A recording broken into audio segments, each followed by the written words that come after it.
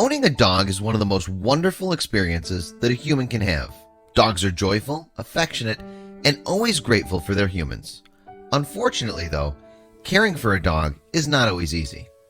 Besides the time, stress, and money that is involved with feeding them, walking them, cleaning them, and providing them with medical care, the hardest part about having a furry friend may be the fact that our time with them doesn't last long. After all, our lifespans are so much longer.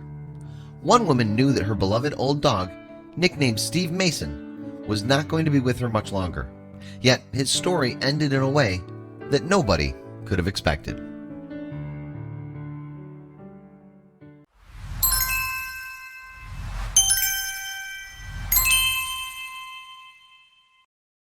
Imgur user said, "This is Steve Mason, the most incredible dog I have ever met and my best friend of the past 16 years. And this is the story of how he died, saving my life one last time." Steve Mason, Mason to his friends, was a husky, Labrador, Rottweiler mutt with insanely fluffy ears and markings on his face that made it look like he was always wearing Harry Potter specs. I picked him out of a litter of puppies because while all the others yipped and squealed and played, he was the only one to stop and snuffle the flowers. He always had this way of perking up his ears that could spur me to keep going, either to the top of a ridgeline or out of whatever ridiculous angst I found myself muddled in. It was clear this girl loved her dog and admired his perceptiveness. Little did she know that his sharp senses would come in handy and be fatal one day. She continued, "He was obsessed with shortening sticks and tearing up any cardboard he could find. He was extremely meticulous, and many a vacuum cleaner died trying to tidy up his messes."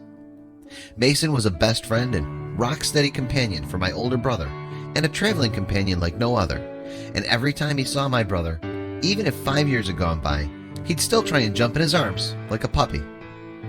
Everyone who met him came away saying that he was a remarkable dog, and many could honestly say he was the nicest person he'd ever met. Mason may not have technically been a person, but it was already abundantly clear that others knew how special he was. Over the past 2 years, he began to show his age. His hearing and much of his eyesight abandoned him, along with his sense of balance. Every dog owner dreads the day that this happens to their best friends, but they must come to terms with the fact that their pet's health will begin to decline eventually. When the signs of aging begin to show, it's natural to wonder when and how your precious pooch is going to live out his last day. She said, "I kept expecting him to die in his sleep or collapse on a hike. My worst fear was that he would grow so old and infirm that we'd have to put him down. I honestly didn't think I'd be able to go through what I've had to do for so many other dogs with him. He was far too special. He just seemed so old," she continued, "but he just kept on going, refusing to take it easy. He moved slower and couldn't go as far, but he never seemed to mind. This winter, I'd been sure to get as many adventures in with him as possible, knowing our days together might be numbered. On March 5th, he and I, along with my family's 3 younger dogs, took off for what was meant to be a quick hike around our property before I had to go to work. We were about a mile from home on our snowshoe trail when I noticed a figure following us about a quarter mile back. I recognized it as a wolf right away. I hadn't seen a wolf in my valley for about 15 years, but wolves are shy and usually hide from humans, especially one with 4 dogs. Trying to be respectful, I turned us towards home, thinking we'd give the wolf room to escape and think no more about it.